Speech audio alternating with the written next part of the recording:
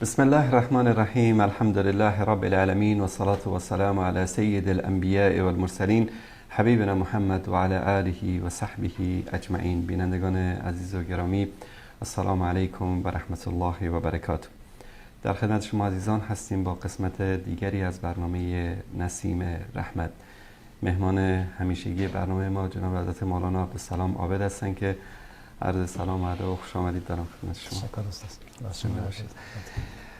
بینندگان عزیز، موضوع برنامه ما امروز قسم هست. قسم امری است که در زندگی ما روزانه اتفاق می‌افتد و در فقه اسلامی و در عقیده اسلامی جایگاه ویژه‌ای دارد و در قرآن کریم کتاب آسمانی هم به انواع مختلف قسم یاد شده است. امروز می‌خوایم در مورد مفهوم قسم، احکام و شرایط قسم و جایگاه قسم در دین مبین اسلام و در قرآن کریم خاصتا صحبت بکنیم. جناب استاد در خدمت شما هستیم. تشکر استاد. الحمد لله رب العالمین و الصلاة و السلام علی خیر خلق الله محمد و علی آله و صحبه اجمعین. سبحانك لا علم لنا الا ما علمتنا انك انت العلیم الحکیم. رب زدنی علما. استاد بزرگوار، بحث امروز ما راجع به قسم است و طبیعی است که قسم به معنای تأکید درست و عزم این معنایش است. اگر اصطلاحاً بگویم تأکید و عزم یک انسان به کردن یک عملی یا هم ابا کردن از یک کاری، روی اساس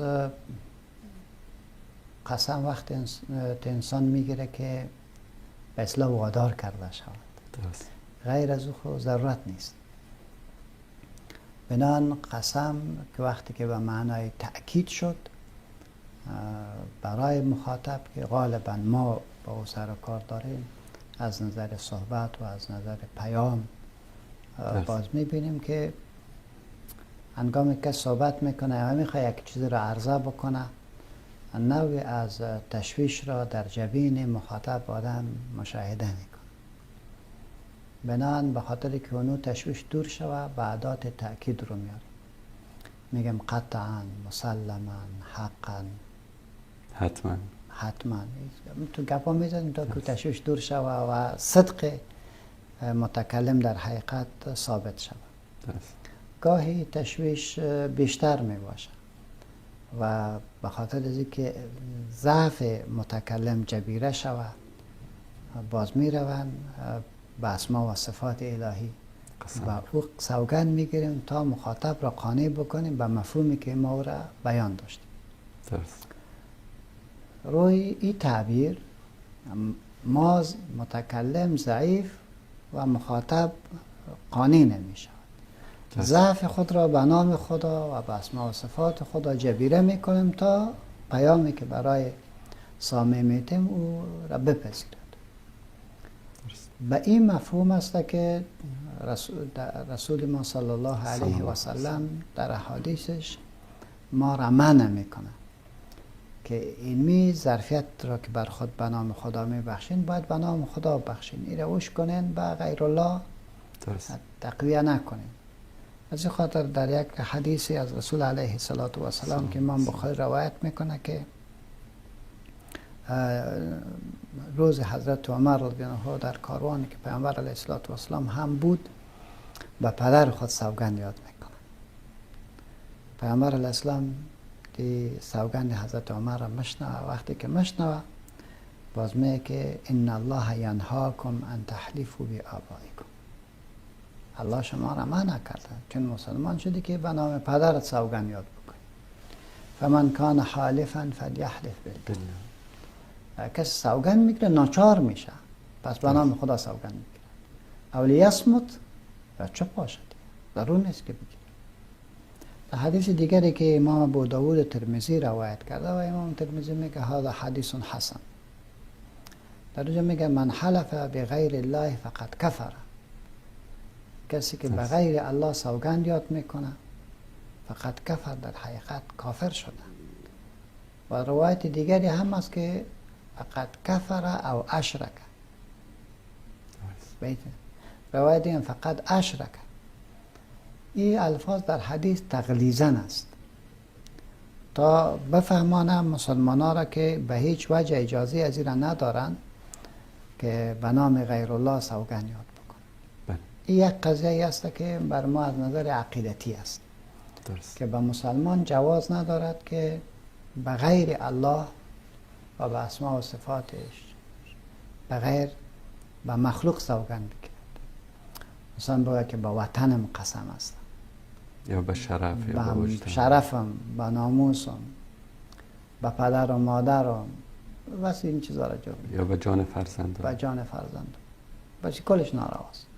چرا مولانا یعنی در صدر اسلام ما می‌بینیم که قسم بیشتر در حضور قاضی، در حضور حاکم، در قضایای بسیار بزرگ طرف قسم می‌خورد یا قاضی مجبور می‌کرد که طرف باید قسم بخوره.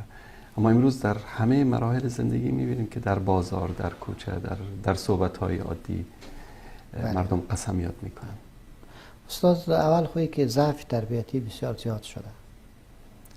مردم قبلا بسیار صادق بودند، وفا داشتند و شجاعت داشتند، ایثار داشتند. این صفات امروز بسیار کم است. شما امروز فکر بکن استاد که به خاطر خدا چند نفر یکی دیگر را دوست دارن؟ خیلی کم.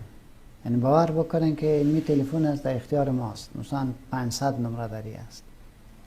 اگر انسان رو برش بگه که 500 نمره خود ثبت کردی، کسی که واقعا به خاطر خدا ثبتش کردی و هیچ گپی دیگری نباشد، چند نفر است؟ خیلی مشکل است. صحیح شد نه؟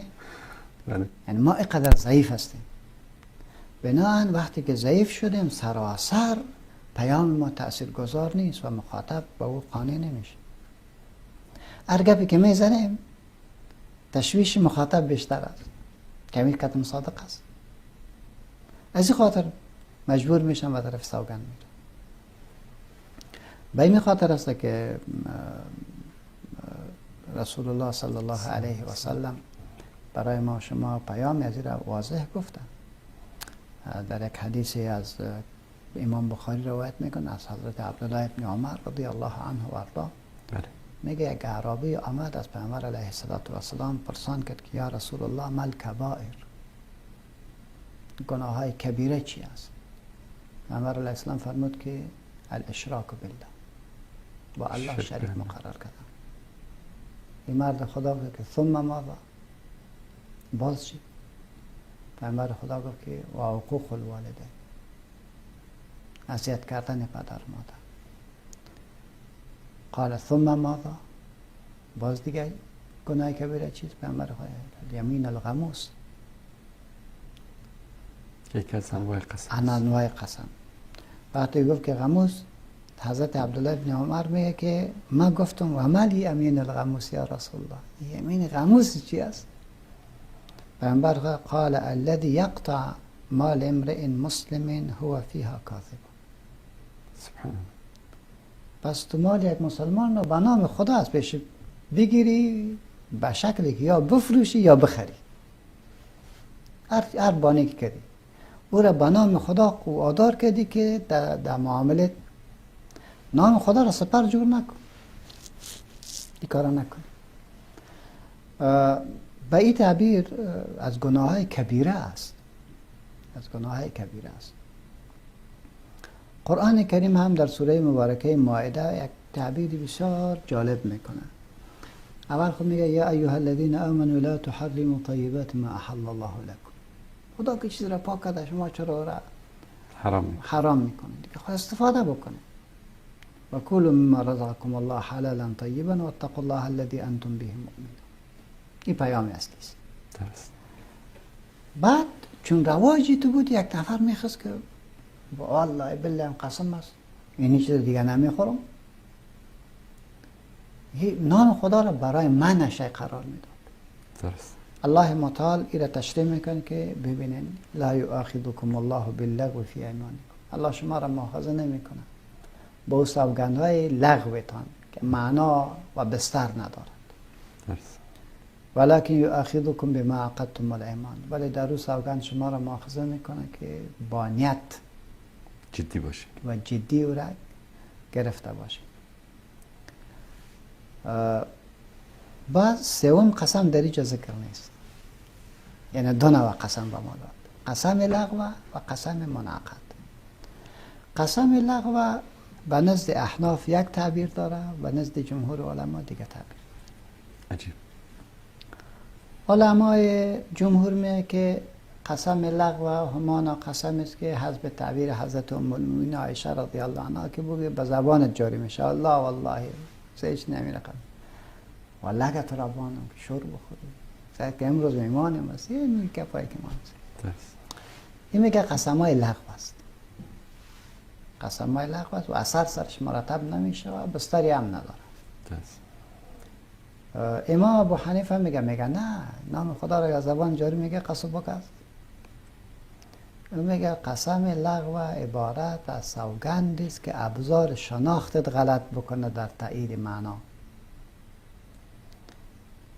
ما آمدم پرسان کردم که استاد احمد ندیدی؟ نه والا ندیدم. نه تو یا گفتی که والله بالله با گوش خود آواز رو شنیدم. درست. در حالی که آواز در حقیقت مثل کسی دیگری ولی بود. من گوشت اشتباه کرد، چشمت اشتباه کرد، ولی قلبت ذهنت اشتباه نکرد، تو به اون منعقد هستی. بنان امام ابو حنیفه میگه این قسم لغو میگه. عجیب. این کسی که میگه که والله اگر تو کار بکنی میگه منعقد است. نام خدای قسم بکست که تو همیشه سردی کن زمان جوری که داره است. اما خیلی مردم به عادی استفاده میکنن. ولی پرسان کسی بکنه که اگه حنفی باشن همیشه دیگه با کفارت داده برن. زیر همیشه هم استفاده. ما خمت مردم هستیم در جایی که نقص میکنیم و اونجا حنفی نیستیم. جایی که پیدا میکنیم واسه اونجا حنفی هستیم. بنان جمهور علما میگه که ای چی شد، ولی احناف میگن که قسم لغو همیشه که یک انسانی که عاقل هست بالغ هست اشتباه کرده این چطور میشود که نام خدا را قسم بگیره در هر چیز؟ این امکان نداره. سبحان الله. حالا ببینیم که یکی قسم لغو شد، بله، یکی قسم منعقد شد که فقط او را اذعان داشتی و تأکید داشتی که می کار نمیکنم یا این کار میکنم، یا به صحت یک قضیه یا به لغو یک قضیه. بعد این قسم بعد دیگری هم داره که خود یک انسان سوگند میگیره برای تأکید امر، یعنی کس دیگر وادارش نکرده. از این خاطر باز میبینیم که به 4 قسم تقسیم میشه. یکی سوگندی است که او واجب است، باید سوگند بگیری. درست. اگر نگرفتی خداوند متعال تو را مؤاخذه میکنه. او چه وقت است؟ وقتی که هلاکت تو یک انسان مطرح شد. اگر تو در اونجا چون قضیه را خبر داری و تو سوگند نگیری و نفر کشته میشه، قاضی اعدامش میکنه. اگر مثلا جان کسی مطرح جان کسی سر تو واجب است که تو بری پیش قاضی استاد شوی و سوگند یاد بکن. والله بالله تالله که قضیه تو نیست خودش بدون. بنان یک انسانی معصوم را تو چی کنی؟ از هلاکت خلاص کنی. انسان معصوم گفتیم. درست. یعنی شامل مسلمان و اهل ذمه. واجب است که تو باید او را خلاص کنی. سبحان الله، فقها ما چه دیدگاه عظیمی دارن. چون فکر بکنیم میگه انسان نجات بده. درست. و پیش ما حالی قتل یک انسان اصلا ارزش نداره. دیروز نشان دادیم شیخ عبدالحسیب خداوند متعال شهادتش قبول بکنه. یکی از علمای برازنده، سبحان الله، صالح، نیک، متدین، با تقوا، مظلومانه شهیدش کرد. مظلومانه. ولی بدبختی که این کار کرده، من نمیفهم که چی عنوان بر خود میگه. مسلمان خود اگر بگم نیست خدایی هم فکر نکنم که زیاد خطا کرده باشم. یک انسانی با تقوا، یک انسانی که روزه داشتم به 5 شب، یک انسانی که سبحان الله دیگه علما میگه که انسان اگر به واسطه سوگند تو که نجات پیدا میکنه واجب است گوره بگو ولو اینکه یهودی باشه، نصرانی باشه، هر کس که باشه. سوگند دوم سوگند مندوب است که برای اصلاح دو نفر سوگند یاد بکنیم. خوب است که سوگند یاد بکنیم جور بیاد مشکلشان حل شوند. یا برای یک عمل مستحب، یا برای عمل مستحب سوگند بگیریم. سوگند مباح همین سوگند است که ما به اصلاح دل ما یک کار میکنه، دل ما یک کار نمیکنه. والله اگه این چیزا را بخورم، والله این چیزا را نمیخورم، احتیاط باید. درست. سوگند محرم سوگند کاذب است، دروغ سوگند. این محرم باز به دو وجه تقسیم میشه. یک وجه است که تو به غیر الله سوگند بگیری، این هم حرام است. من حلف بغیر الله فقط کفر. یا لا تحلفوا بآبائکم من کان حالفا فلیحلف بالله. این قضیه واضح شد. بنان آلی اگر کسی با این صراحتی که رسول علیه السلام کرد و این مخالفت میکنه بازم میره به غیر الله سوگند میگیره، این حرام است و ناجائز است و منع کنه خود را. این نقطه را یعنی ما فهمیدیم که یکی قسم لغو شد، یکی قسم منعقد شد. قسم سوم قسم چی است؟ قسم غموس است. این از غمز گرفته شده، یک سنگ را مثل که در او پرتیم تو قلوب فی کده پایین میره میشه. کسی که سوگند غموس را یاد میکند که پیامبر علیه السلام تشریح کرد که به نام خدا تو مال کسی را تصاحب شوی، درست، به ناروا و به حلف کاذب، این چی است؟ و رسول علیه السلام در یک حدیث دیگر میفرمه که الا ادلکم باکبر الکبائر الثلاث. قلنا بلا یا رسول الله. ما گفتیم یا رسول الله بر ما بگو. پیامبر علیه السلام دیگه تو تکیه کرده به دیوال به یک پشتی گفت که الاشراک بالله ثم عقوق الوالدین بل و کان متکئا فجلس. دیگه قضیه مهم شد. سبحان الله. کان متکئا فجلس. پیامبر علیه السلام تکیه کرده و نشست و گفت که الا و قول الزور، الا و قول الزور، الا و قول الزور. قلنا لیت سکت.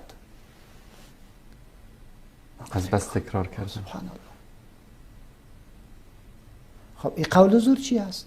ای استیم و میفهمی که این نفر صالح است، هیچ مشکلی ندارد، تو برش یک متهمش کردی، اتو متهمش کردی که او بندی شد، اتو متهمش کردی که به قتلش انجام میدی و نام خدا رو که خود گرفتی، به نام خدا یک نفر را در چقری انداختی، بدبختش ساختی به نام خدا.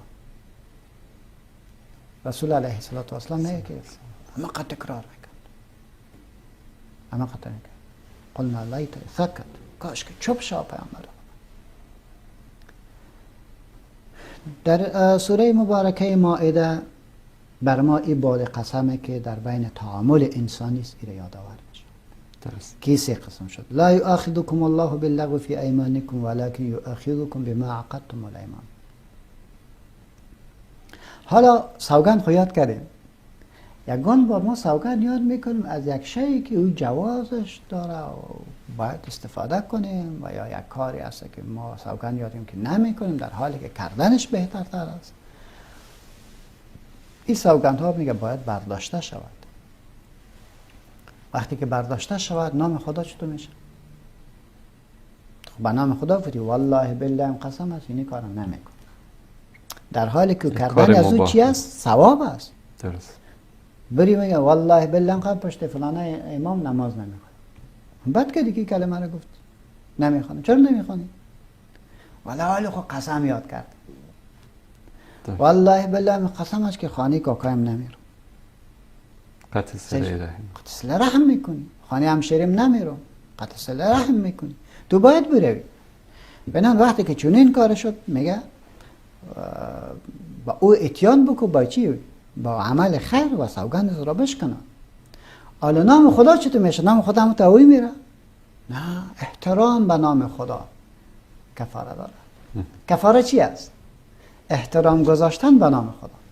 درست. احترام بگذار. انسان خودش جریمه میکنه. خود سبحان الله چه زیبا گفت. خودت جریمه کن. بهترین خودت جریمه بده که نام خدا را قادی نگی. بعد میگه که فکفارته، کفاره از این گفتار غلطه چی است؟ اطعام 10 مساکین من اوسط ما تطعمون اهلیکم. پس برو 10 نفر نان بده، از همون نان میانه که شما میخواد از اون بده. سبحان الله، جیب که استاد درد بکنم باز انسان به غلط کار تکرار نمیکنه. میگه برو 10 نفر چی بده؟ تا هتل ببرش، نان برش بده، پیسه اگر که تا تاویل بکن، باز ما ببینیم که دیگه دفعه قسم بخوری. یکی از علما میگه عادت غیبت داشتم، کار میکردم نتونستم این جلوی عادت زشته بگیرم، تا اینکه میگه خود جریمه کردم که هر بار اگر غیبت کردم 1 دینار صدقه میتم. میگه من حب المال الغیبه. یا سلام. پس پول غیبت قرآن هم کتاب تربیت. پس فرق چی بده؟ نان بده. نان بده که شما میخوره از او برش بده. ایره که نان 10 نفر من یقین دارم که دیگه این کار نمیکنه. اگر لباس بده، لباس برش بده، اما لباسی که ایران. در مورد همین 10 نفری که باید اطعام بشه، بعضی هستن مثلا 10 تا نان میگیرن به 10 نفر توزیع میکنن، آیا این کافی است یا نه باید غذای مفصلی که معمول باشه در یک جامعه داده شه؟ میکنه من اوسط ما تطعمون اهلیکم. به خانه کسی امتحان نان میده، به خانه خود نان خشک نمیده، به خانه خود یک چیزی پخته میکنه. پس گپ کلان است. اقل شروع است. یک چیزی برش بده. خب او کسوتهم، 10 نفر لباس بده. این هم سخت است. برو به خیاط استاد شو کلش بگو یک جورا برش دور کن. او تحریر رقبت، بردار آزاد کرد. بردار آزاد کن. سبحان الله. او تحریر رقبتین گفته امام ابو حنیفه رحمت الله، او تحریر رقبتین میگه ظاهر قرآن بگیرین، نگفته او تحریر رقبت مؤمنه. غلام آزاد کن، خدا کنه کافر شد، خدا کنه هر کی، غلام آزاد کن. فمن لم یجد، اگر کسی نیابد فصیام 3 ایام، با 3 روز روزه است. ولی سرچپه افغانستان هستن که میشور بالا یک 3 روز روزه دیگه سر ما شد. او برادرگان 3 روز روزه نشده. اول چیزای دیگه است. صحیح شد؟ یعنی تصریح قرآن فمن لم یجد، یعنی ترتیب در اینجا باید در نظر گرفته بشه. بله کاملا. فمن لم یجد، کسی که نیابد. چی را نیابد؟ نان نیافت، لباس نیافت، غلام نیافت، 4 مرحله می. به خاطر یک قسم. این کسایی که روزانه 10 بار قسم میخورن در خرید و فروش، در معاملاتشون. در فقه اسلامی کسی که زیاد قسم یا شهادتش قابل قبول نیست. سبحان الله. که زیاد خوردی قاضی لغوت میکنه که میگه اینجا نبیا. خب فمن لم یجد فصیام 3 ایام ذلك کفاره ایمانکم. میگه این بدله اما سوگنده هایتان است. اذا حلفتم، وقتی که سوگند گرفته، نام خدا را گرفته، یه قید چینه. و احفظوا ایمانکم، سوگنده هایتان را نگاه بکنید و تعهدی که سپردید با پیش برو. كذلك يبين الله لكم آیاته لعلكم تشکرون. الله بیان میکنه آیات ها تا سپاس از این ادا بکنین که یعنی چرا سر خود قید میکنی؟ نعمت آزاد است. قید کردی به جزای. خب ما رفتیم در این آیت به نام کفاره یاد شد. از کدام قسم؟ از قسم منعقد. قسم غموس در اینجا ذکر نشده، نیاوردش.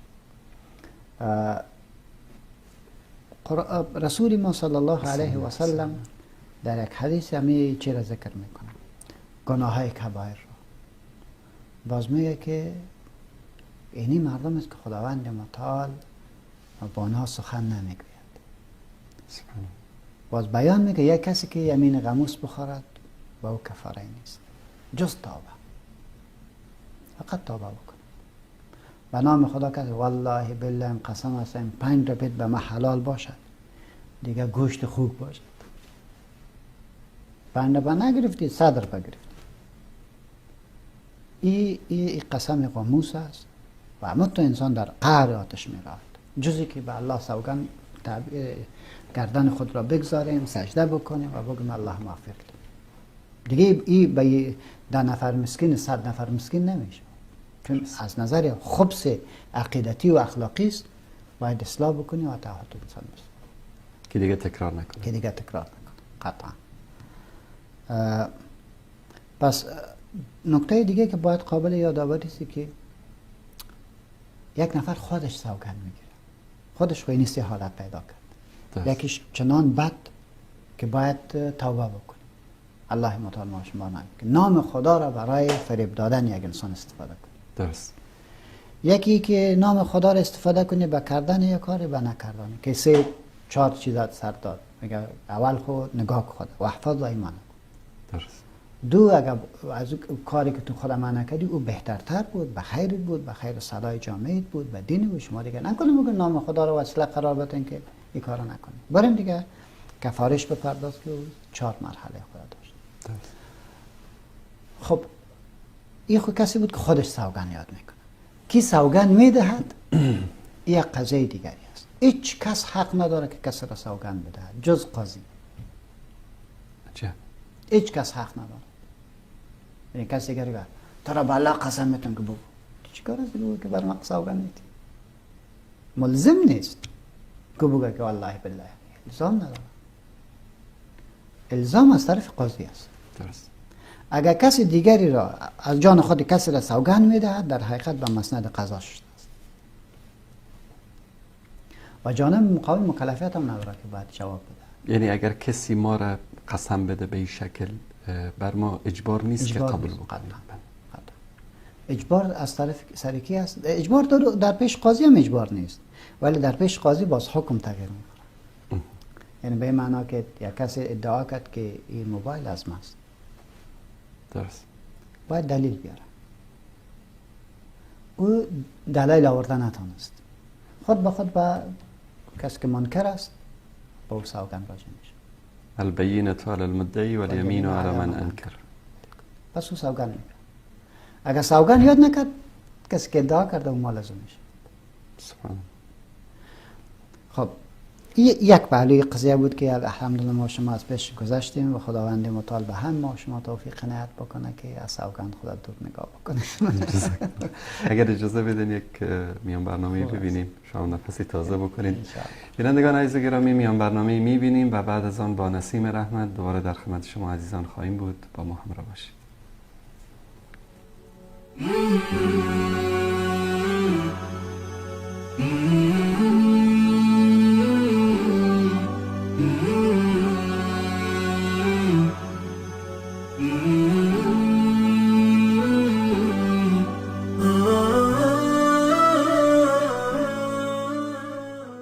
به کانال تلویزیونی ندای حق خوش آمدید.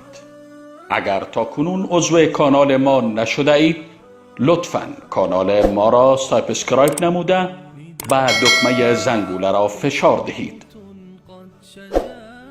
تا از جدیدترین ویدیوهای جالب ما مطلع گردید. فراموش نکنید که با عضویت در کانال ندای حق و نشر و اشتراک گذاری ویدیوهای ما شما هم در مسیر دعوت با ما همکار می گردید.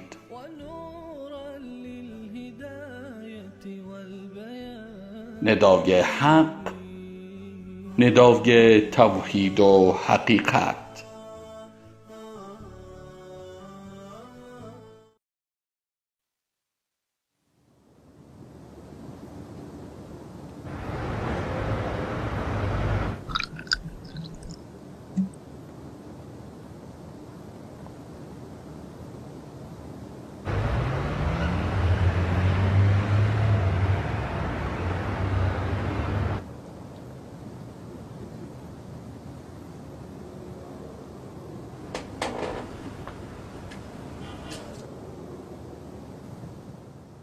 أياما معدودات فمن كان منكم مريضا أو على سفر فعدة من أيام أخر وعلى الذين يطيقونه فدية طعام مسكين فمن تطوع خيرا فهو خير له وأن تصوموا خير لكم إن كنتم تعلمون وإذا سألك عبادي عني فإني قريب أجيب دعوة الداع إذا دعان فليستجيبوا لي وليؤمنوا بي لعلهم يرشدون.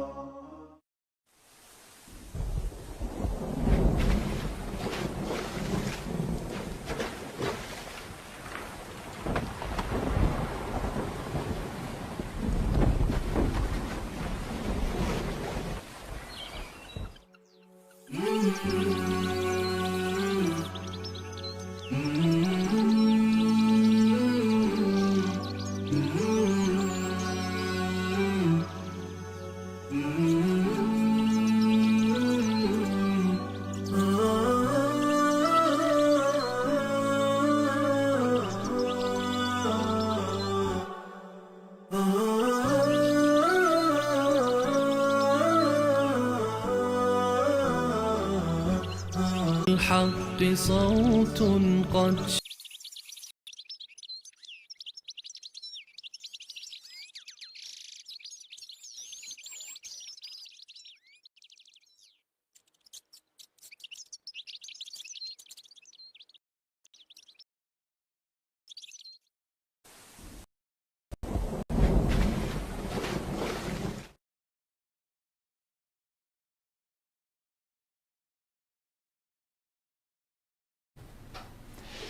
با سلام دوباره خدمت بینندگان عزیز و گرامی، در برنامه نسیم رحمت با شما عزیزان هستیم و جناب حضرت مولانا عبدالسلام عابد و موضوع برنامه امروز ما قسم هست. مسائل خیلی مهمی رو جناب مولانا بیان کردن در مورد انواع قسم، نوعی که واجب است، مستحب است یا مندوب است، مباح است یا قسم دروغ است و قسمی که قسم شرکی است به غیر الله سبحانه و تعالی اگر انسان قسم یاد بکند، و قسم غموس است، قسمی که انسان نام الله سبحانه و تعالی را وسیله‌ای برای فریبکاری و حرامخوری قرار بدهد. جناب مولانا در مورد کفاره قسم هم صحبت کردیم که واقعا قضیه خیلی مهمی است و باید جدی بگیرن مسلمان ها. یقینا. بله استاد، این یک پهلو بود که ما قسم میگیریم. درست. خب بخش دیگه است که الله قسم میگیره. ما که سوگند میگیریم حکم ای بود که به نام خدا ضعف خود را جبیره میکنیم تا پیام ما قانع کننده باشه برای مخاطب. وقتی که الله سوگند میگیره و فعال لما یرید است. الله گاهی اسما و صفات خودش سوگند میگه تالله، گاهی به مخلوق سوگند میگیره. به مخلوق سوگند میگیره برای از اینکه او مخلوق ذی شأن است. هرگاه ما در عمق از او بیاندیشیم علم ما اضافه میشه، علم ما زیاد میشه. علم ما که زیاد شد ظرفیت ما بالا میره، ظرفیت ما که بالا شد پیام الهی را درک میکنه. یعنی در اینجا قضیه عکس اولاست. درست. ما ضعیف بودیم، به نام خدا ضعف خدا جبیره کردیم. بله. یعنی متکلم ضعیف بود، کسی که سوگند میگرفت او ضعیف بود. مخاطب به خاطر اقناعش و جبیره ضعفش به نام الله مراجعه میکنه. الله خود ضعیف نیست، الله که سوگند یاد میکنه، پیام الله بسیار بلند است، مخاطب بسیار پایین است. مخاطب باید ظرفیت پیدا بکنه و ظرفیتش برای از است که او الله سر چیزی سوگند یاد میکنه که در او بیاندیشد، علمش بیشتر میرود، تواناییش بیشتر میرود و اهمیت قضیه را بهترتر درک میکنه. الله. بنابراین ما گاهی میبینیم که الله متعال سر کوها قسم یاد میکنه، گاهی سر یک شی با مفید و تین و زیتون گاهی به او سوگند یاد میکنه. حالا وقتی که زیتون را و امیر رقم انجیر را ایره مورد مطالعه قرار بدیم، باز ببینیم بسیار منافع داره. درست. گرچه بعض علما خیلی قطعی دستور میده که مراد از او محل نزول وحی است که تورات انجیل است. درست. گاهی میبینیم که سر شخصیت رسول علیه السلام سوگند میگه، لعمرک، سوگند به جانت. یعنی وقتی که الله میگه به جان تو سوگند، اینا در گمراهی خود سرگردانند. وقتی که سیرت رسول علیه السلام را کسی مطالعه بکنه، بعد میفهمد که چرا خداوند متعال به جان سوگند یاد کرد. انسان کامل، انسانی که رهنماست و قدوه است در همه بخشای حیات، اشرف مخلوقات. اشرف مخلوقات. ببینید که از یک طرف کسای گمراه هستن، اونا را کوبید، از طرف دیگری شخصیت پیامبر خدا را چنان بلند معرفی میکنه که همون گمراه با مطالعه شخصیت رسول علیه السلام راه خوب هدایت رو پیدا میکنه. یا میبینیم که چیزی که ما بسیار بسیار ضایعش میکنه و هیچ به ما قیمت نداد، در حالی که چنان قیمت داره که او را که گذشت خریده نمیتونه، وقت است. درست. میگه والعصر، سوگند به زمانه، سوگند به وقت. ان الانسان لفی خسر، مجموع انسانیت در تاوان است، اهمیتی از این نگرفت. اما کلان انسان ها هم طوری که شایسته بود نتونستن کلش استقلال بکنه، این از پیشش پاشیده. الا الذين امنوا الى آخره. خواستم که از درباره قرآن کریم یک تعبیری از قسم را ذکر بکنیم که الله متعال میفرماید فلا اقسم بمواقع النجوم، پس سوگند نمیگیرم به مواقع ستارگان. سوگند نمیگیرم، لا زائد. در زبان عربی قواعد عجیبی است.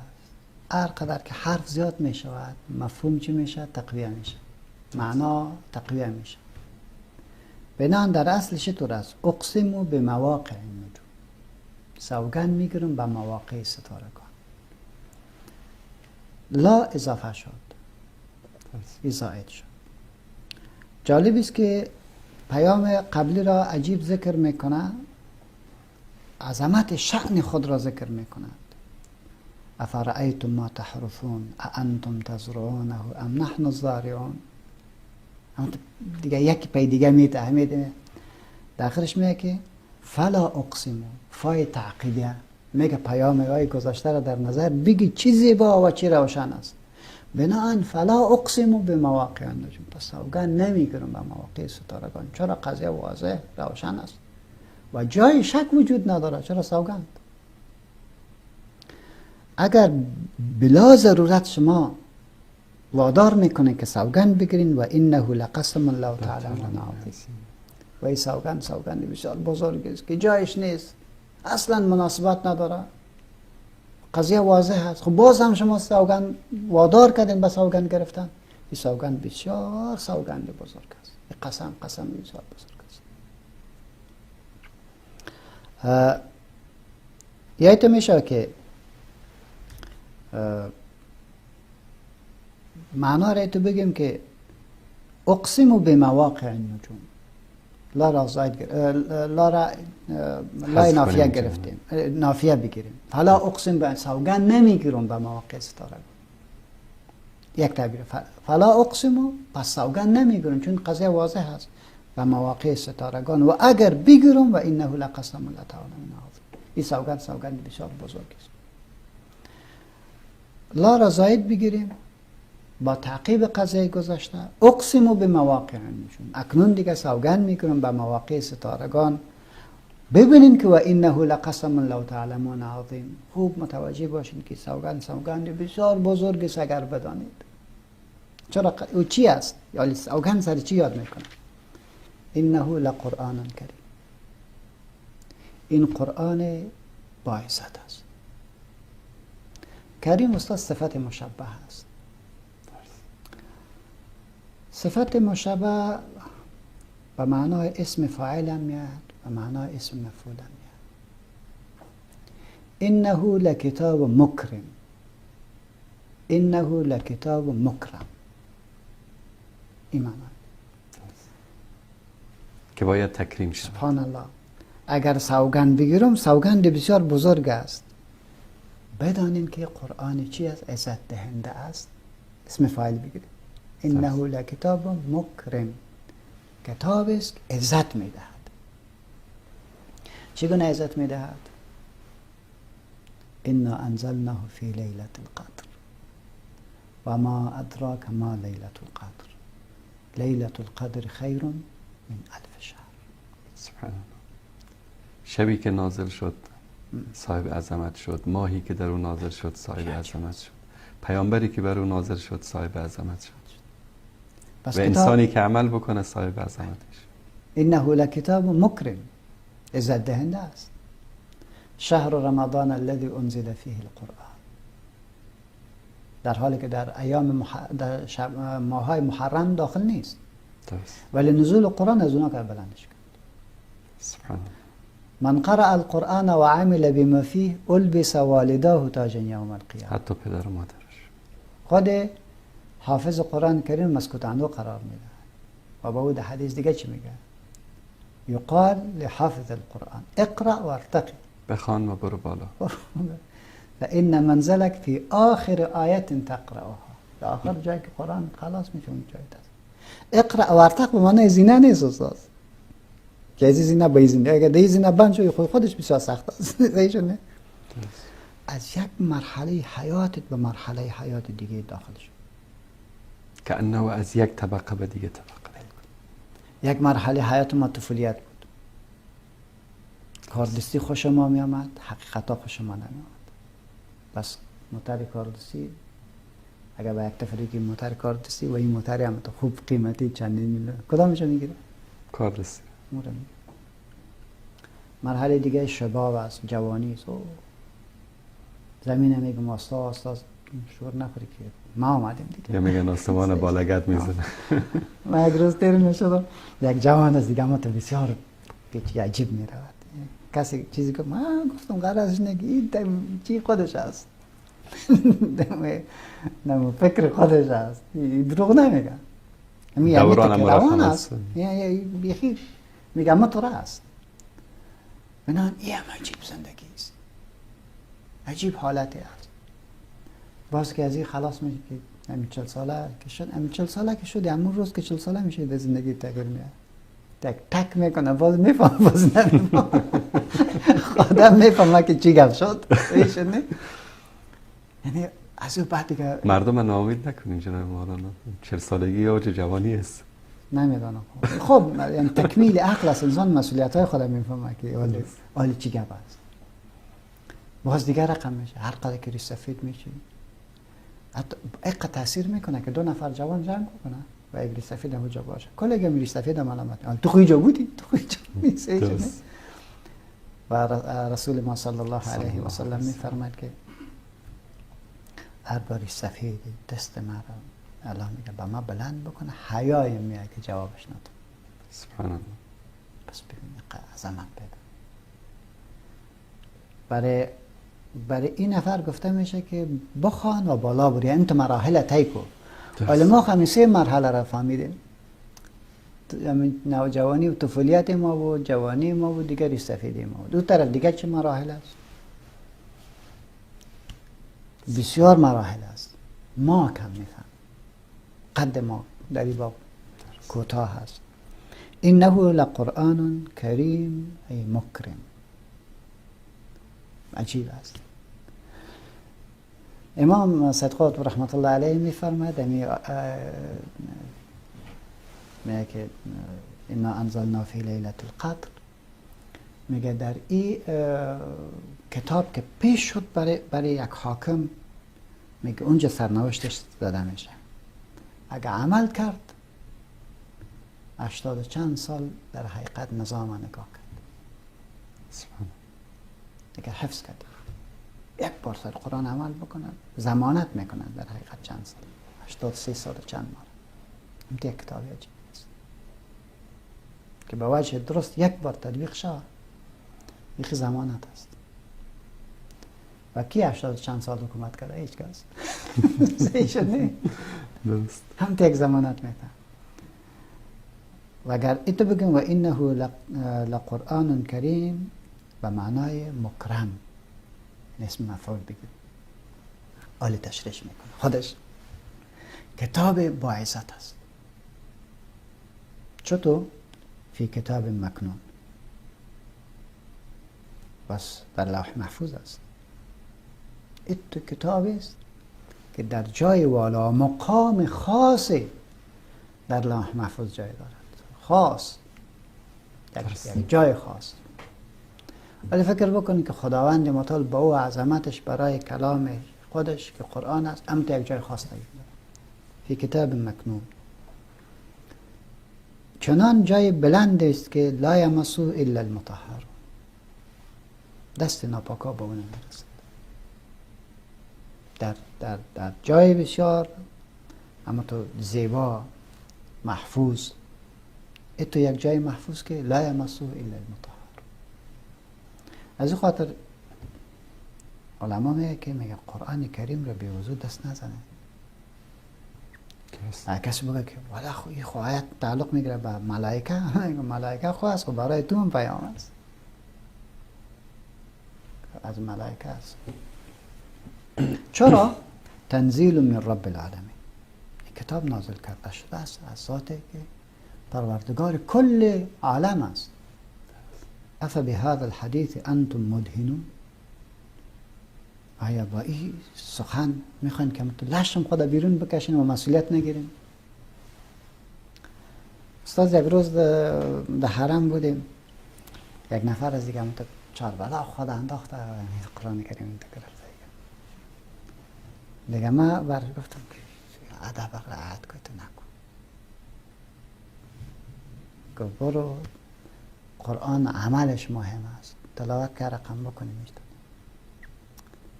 بعض یک مولوی صاحب عبدالعزیز نام داشت، و برش گفت که اسم شیخ به می نفر گفت امی آیت سرش تلاوت کرد، فلا اقسم بمواقع النجوم و انه لقسم لو تعلمون عظیم انه لقرآن کریم فی کتاب مکنون لا یمسه الا المطهرون تنزیل من رب العالمین افبهذا الحدیث انتم مدهنون. امی گفت یک باری نفر عشقش رو چت کردن شروع کن، دیگه ای کارو نمیکنم. یعنی والله دیگه ای کارو نمیکنم. بنان تنزیل من رب العالمین افبهذا الحدیث انتم مدهنون، این نقطه چنان جای عجیبی کرد که یک بحث بسیار بزرگی به نام آداب تلاوت و تعامل با قرآن این مطرح میشه. سبحان الله. چرا که میگه با این کتاب همونطور لشم تیر میشی؟ خودش یک برنامه جداگانه میطلبه کاملا آداب تعامل با قرآن کریم. پس کتاب سرش نوشته شده، کتاب ها چگونه با قرآن تعامل میکنه. یکی از استادان بر ما گفت که میخوان قرآن میخوان با شما صحبت بکنن، پس آدابش رعایت کنه. خب چگونه آداب رعایت کنه؟ میگه همیشه با وضو باشید. چگونه آداب رعایت بکنه؟ کالایتان پاک باشه. چگونه آداب رعایت بکنه؟ رو به قبله بشید.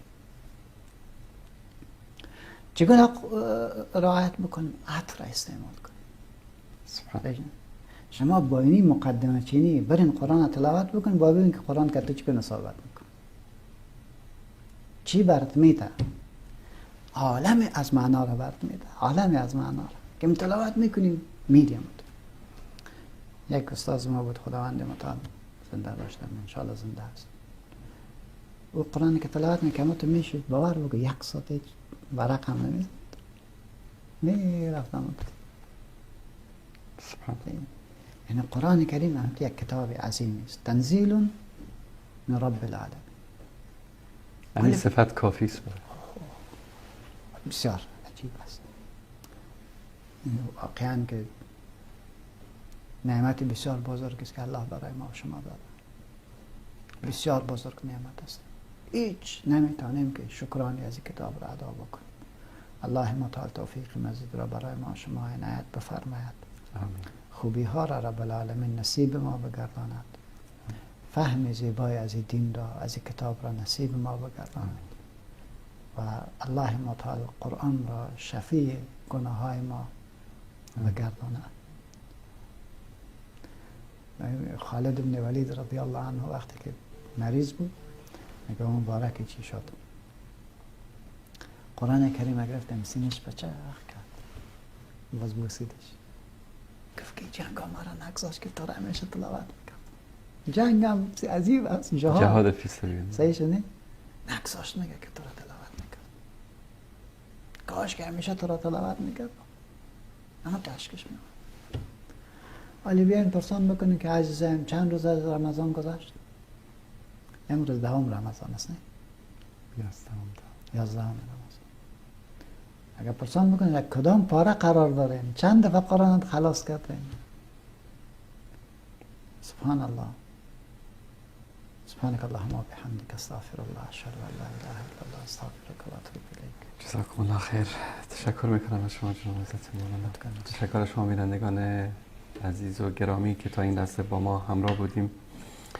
امیدوار هستم الله سبحانه و تعالی این توفیق را به ما نصیب بکنه که قرآن کریم را بخوانیم و به قرآن کریم عمل بکنیم تا ضمن او انسان‌های قرار نگیریم که پیامبر صلی الله علیه و آله و سلم در پیشگاه الله سبحانه و تعالی شکایت کردند که این قوم من قرآن را مهجور قرار دادن، قرآن را ترک کردن. الله سبحانه و تعالی به ما و شما عزیزان در این شبها و روزهای مبارک رمضان این توفیق را نصیب بکند که با قرآن انس بگیریم، قرآن را بخوانیم و به آیات مبارک این کتاب آسمانی عمل کنیم. تا فرصت دیگر که باز هم با شما عزیزان در برنامه نسیم رحمت همراه خواهیم بود، همه تان را به پروردگار متعال می‌سپارم. السلام علیکم و رحمت الله و برکاته. صلی الله علی سیدنا و حبیبنا محمد و علی آله و صحبه اجمعین. جزاکم الله خیر. خلاص. هوای شما